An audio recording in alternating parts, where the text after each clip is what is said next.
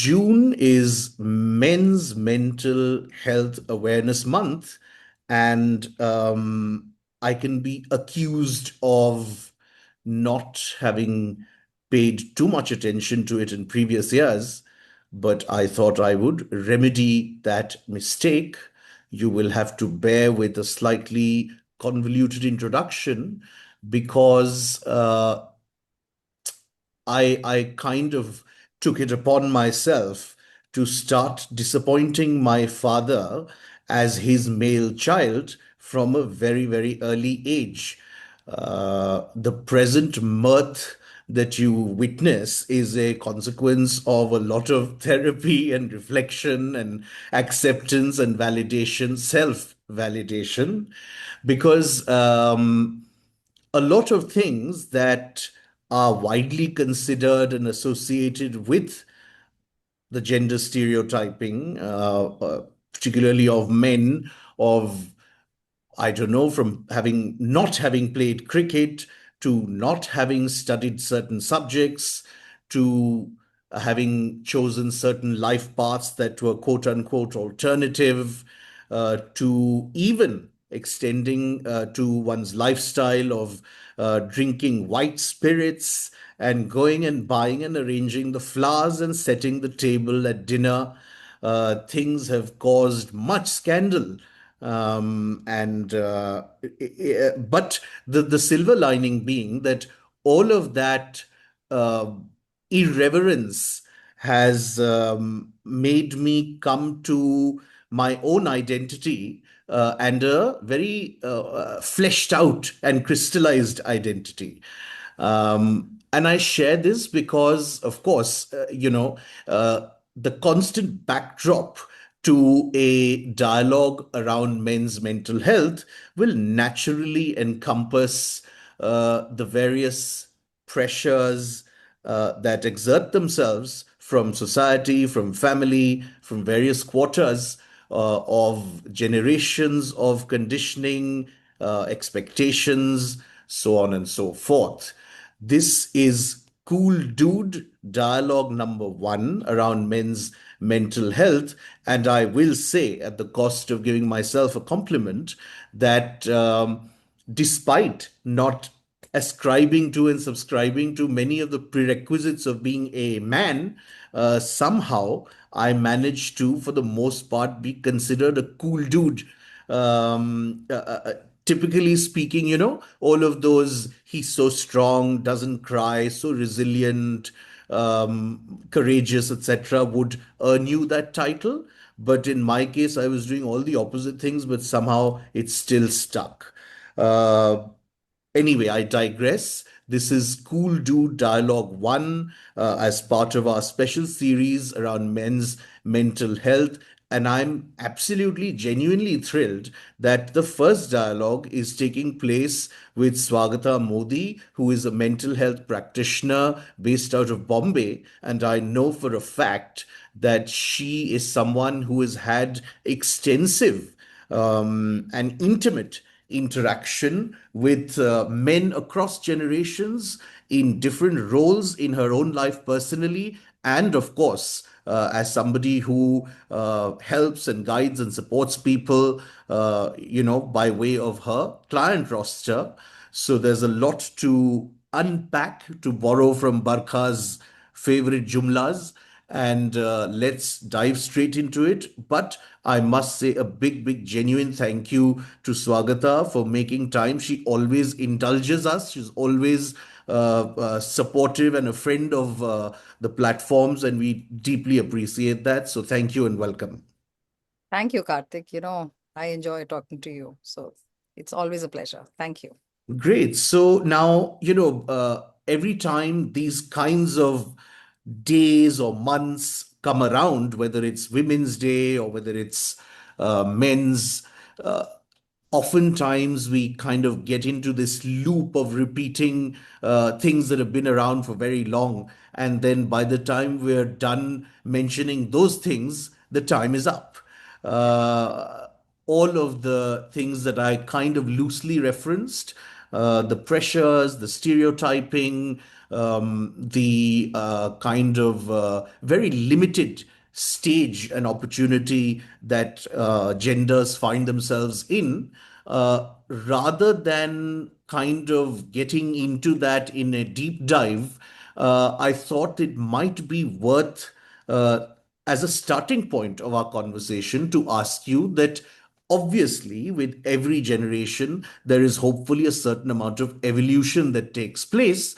While I myself notice, even in a tier two city like my own Jaipur, a certain openness that's broadly coming into society vis-a-vis mental health and seeking help and going to a therapist, albeit in a very small part of society. Similarly, I want to ask you, what are some uh, big kind of traps that men have been traditionally plagued with, and what sort of ways do you think that's changing, if at all it is?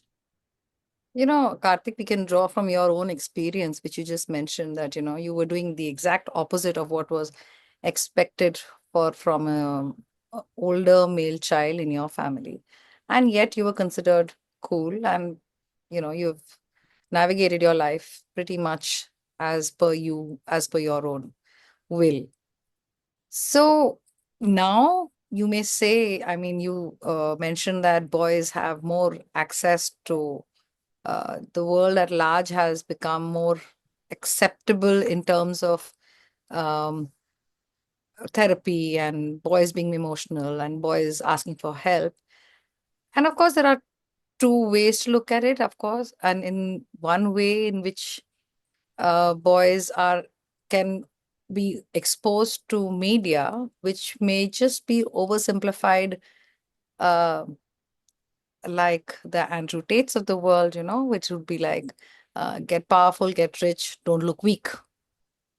And all the people, for anybody viewing that kind of content, it just goes to show that these are the ways to become a man. This is the path. And on the other side, you have people who have managed to raise their children in a way that helps them identify their struggle, be normal about it, be authentic that yes, I need help. Yes, I am a boy or a girl. And there is no gender to emotional health,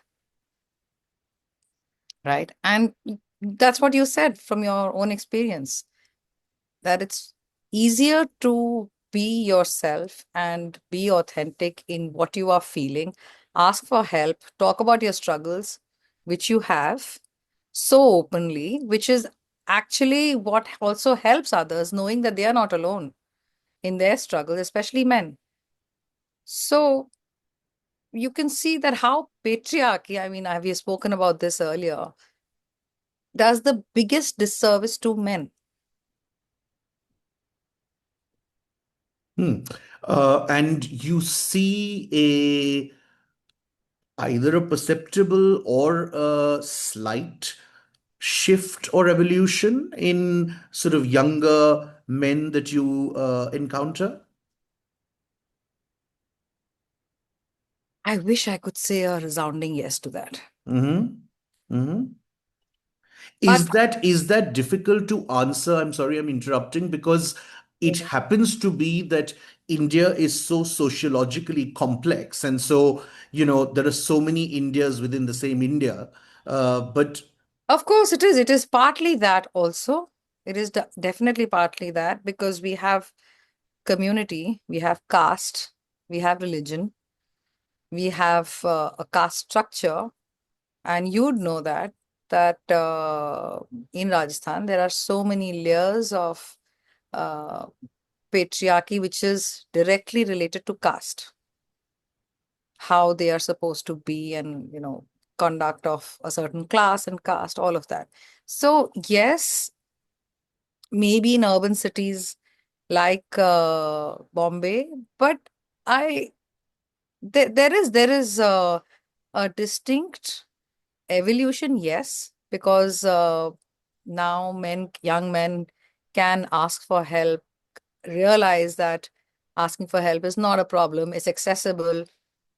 Instagram, all of that also sort of encourages, the algorithm encourages if you have looked at it that way. But it's not to say that we don't perpetuate, or our generation doesn't perpetuate the patriarchy which exists, and it's convenient, right? So for those who feel they are served by patriarchy, perpetuate it. I think it's important to add to the very significant point you made about perpetuating a certain situation is that a lot of times it is almost, in my own observation, almost unconscious. It can also be very passive. It can also be what we could call perhaps microaggressions. I was speaking to one of my own counseling clients very recently, a really young guy, early 20s, and he and it was very interesting because while he proceeded to kind of enumerate on his idea of roles between him and his shortly to be wife, he was simultaneously and constantly apologizing for his idea of those roles being quote unquote very traditional.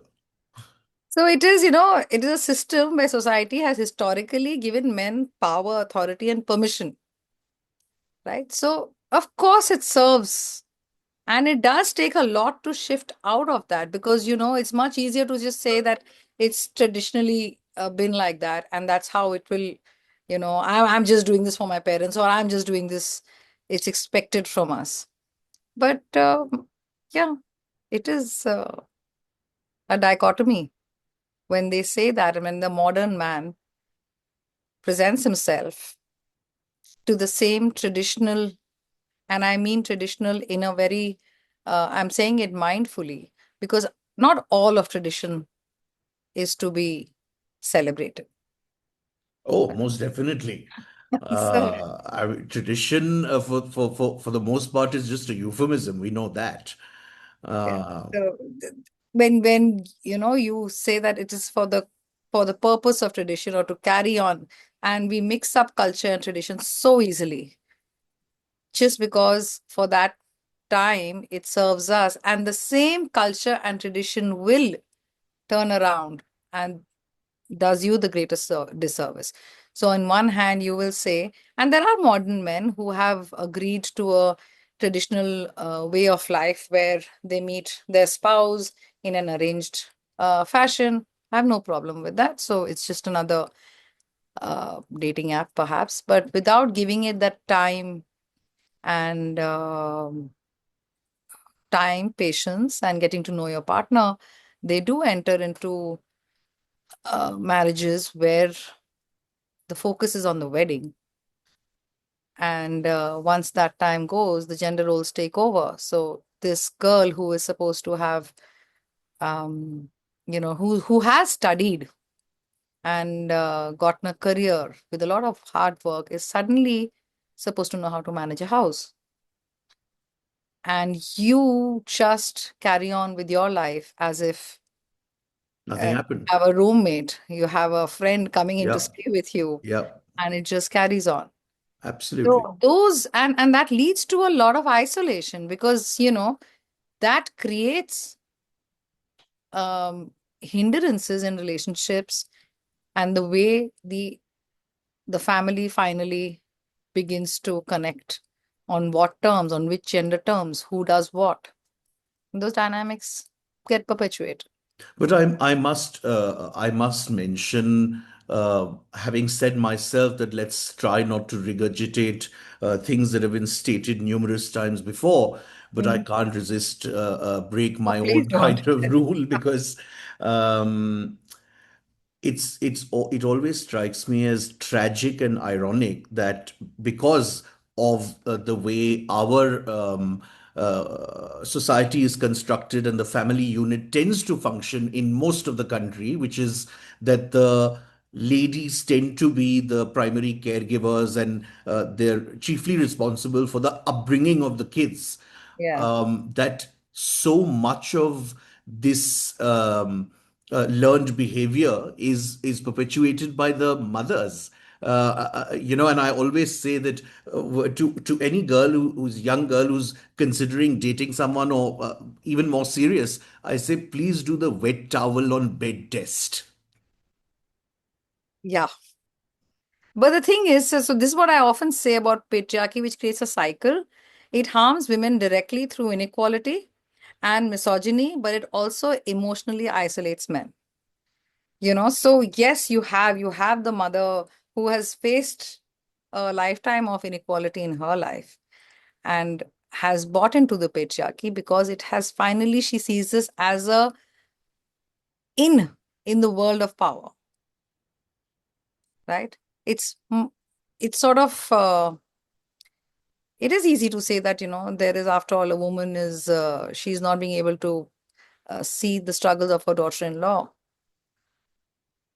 but what she is prioritizing is her struggle over the years of, and then finally getting into a position of power, of being able to decide that now I will decide and now I will oppress.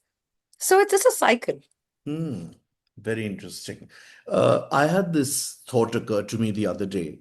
Perhaps what began with certainly somebody of that stature, I'm referring to Deepika Padukone coming out and kind of talking quite openly about her depression and struggles with mental health, which was now several years ago.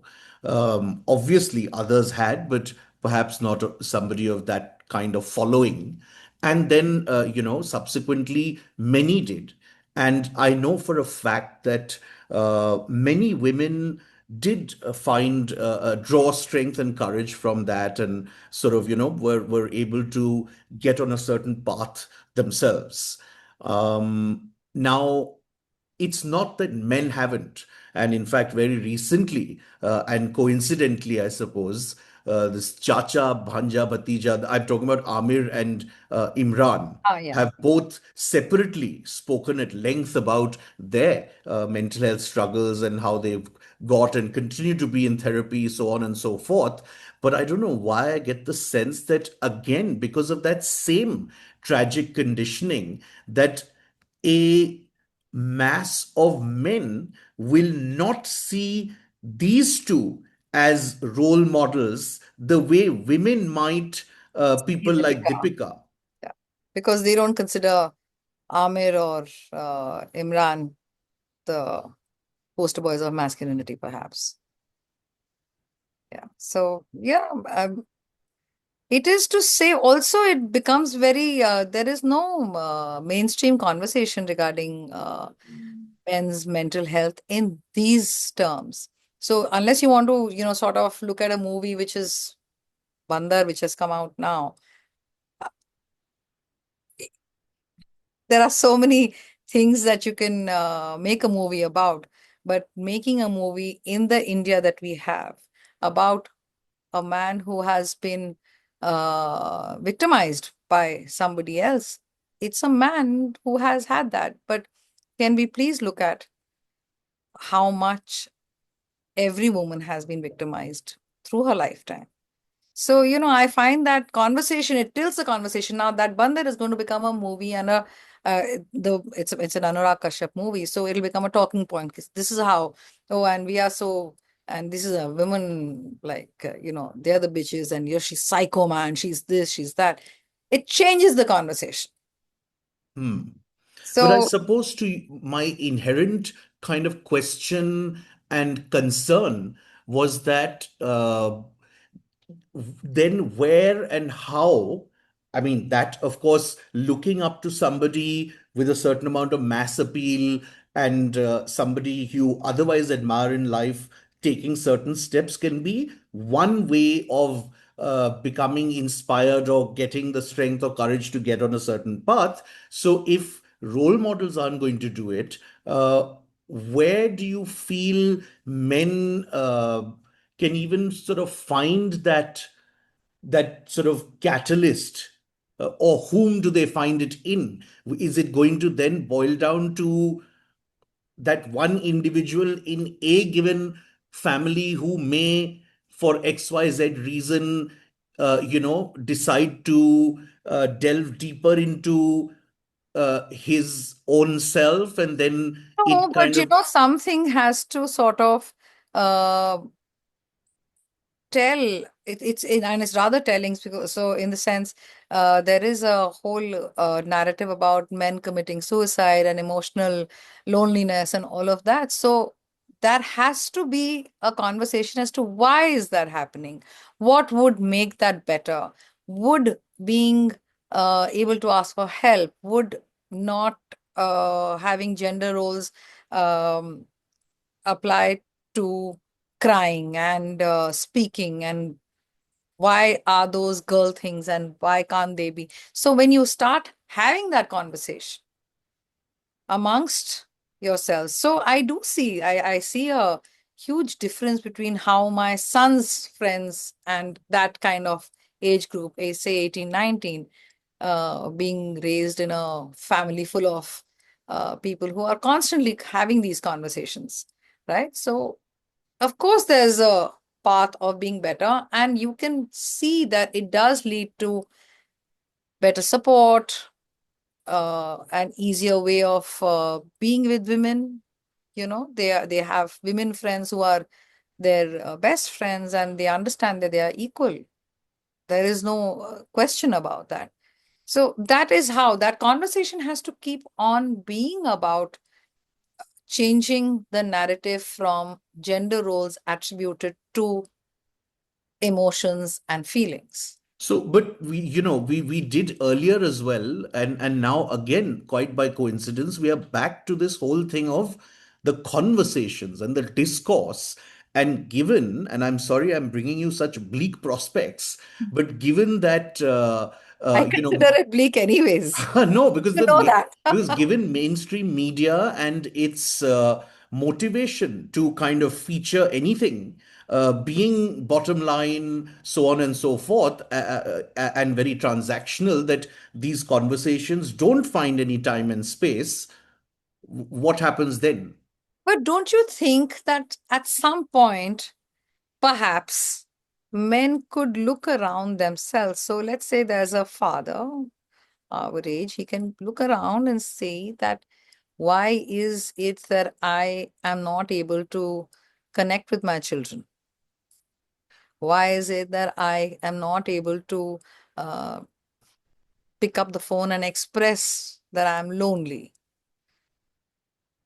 And if nobody is able to if men aren't able to recognize that whether it's a father, how he's supposed to be, and there are these roles, right? Also the whole thing about being a provider and holding the power, and it's not to say, actually, Karthik, it is not to say that people don't change. I have a man who has had no role models in his family. And the only way he thought he could run a family was to be a brute, Hmm. right? And he would do, yeah, sort of. And it came to, uh, things came to a head when his wife and his children left because there was enough of that.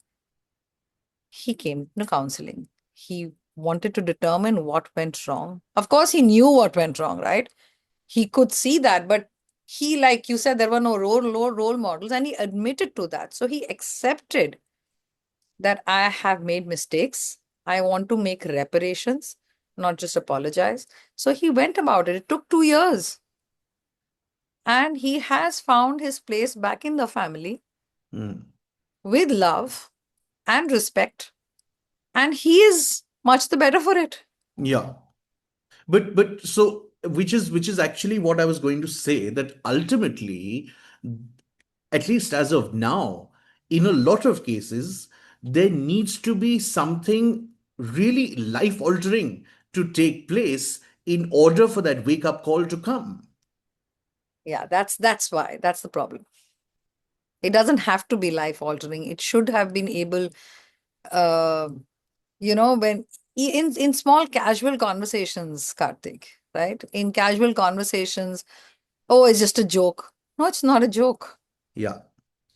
right? So when people start taking offense and calling out, so there was this guy we meet for in the morning walk, and he keeps on describing my daughter's friend in a way. Oh, she. So and finally I called him out, and I said, that's such a perverted thing to say because you Hmm. are our age, and she.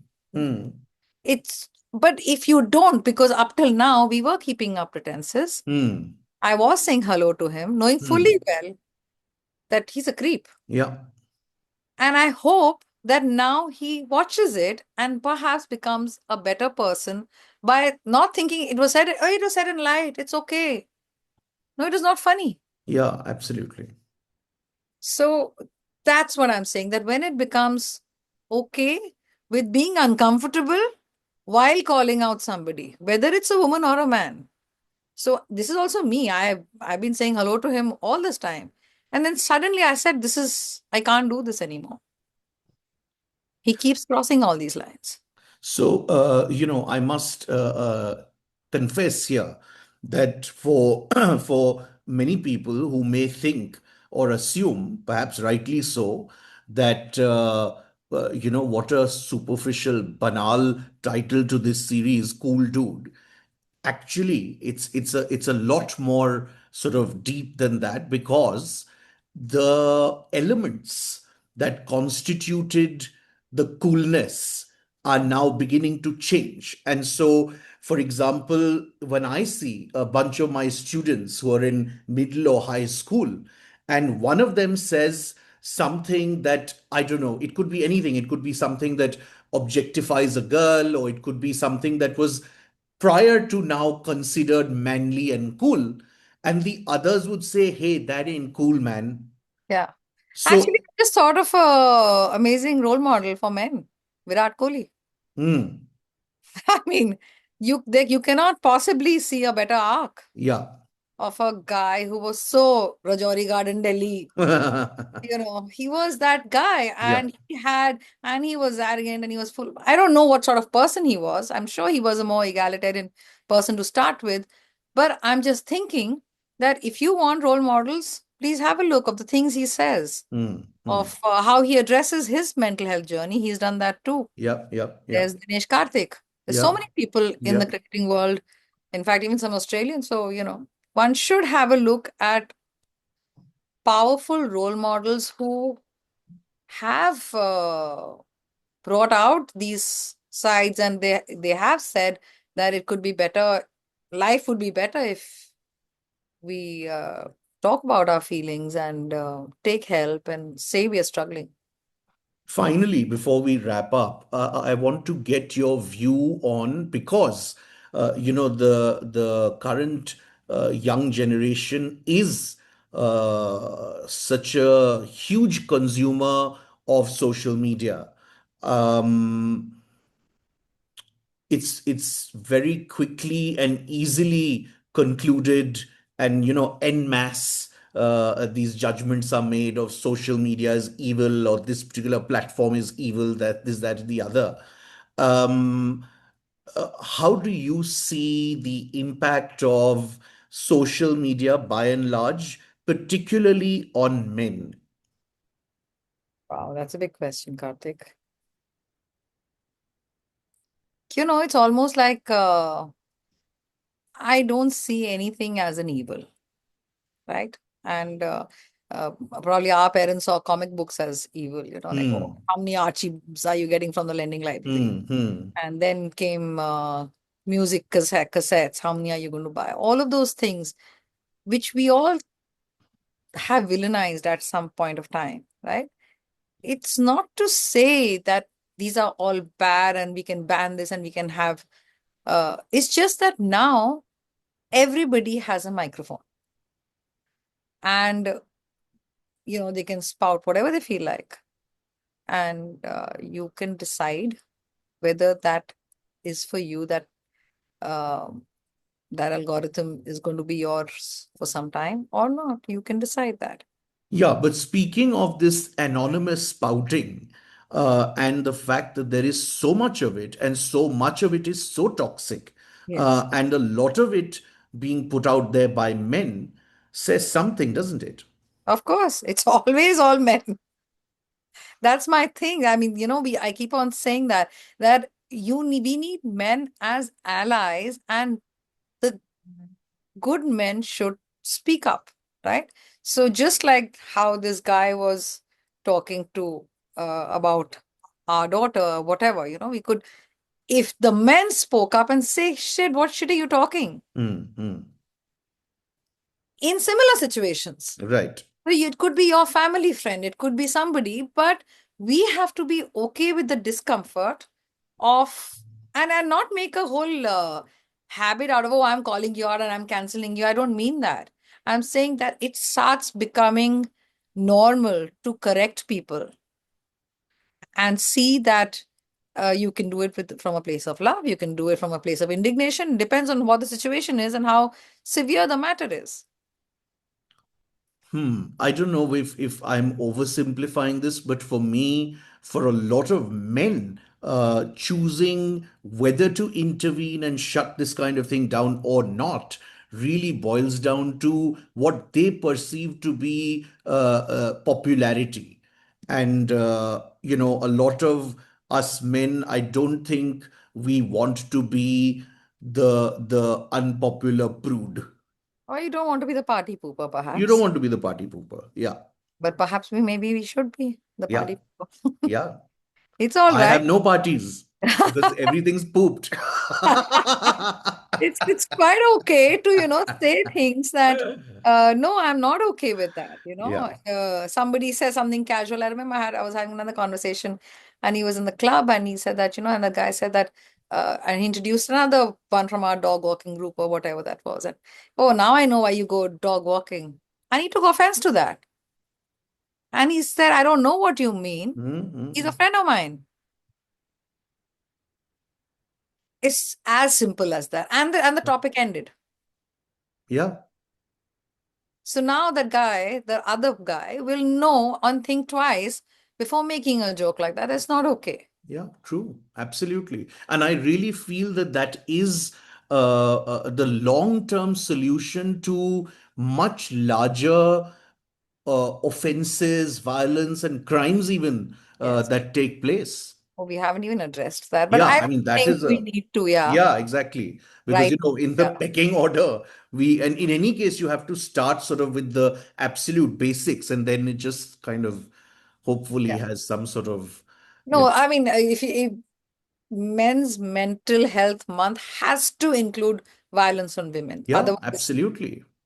it is it's a moot point, right? So Yeah, there has to absolutely. be a For conversation sure. on violence on women, which can come from power, control, patriarchy, family dynamics. That's all of it. All of it, all of I it. mean, and right now we're in the middle of it, and you have what, 15 dowry deaths we are talking about, not even violences. We're talking about 15 dowry deaths every day. Absolutely So if we don't, crazy. yeah, if we, so, the mental health month of men has to include the the horrors that is being perpetuated on women. Absolutely. Well, that's a good bombshell to wrap this one up on. Maybe I will coax my next guest to speak precisely on that. But thank you very much. Great start, lots of important points. I want to Karthik. thank you for the work that you do because it's significant as far as what we've been talking about. You've Um, made huge strides yourself, Karthik. You pat yourself on the back. And, Okay. Huh. and thank you for inviting me. I appreciate it. Thank you. Always a pleasure. Take care. Thank you. Bye, Karthik.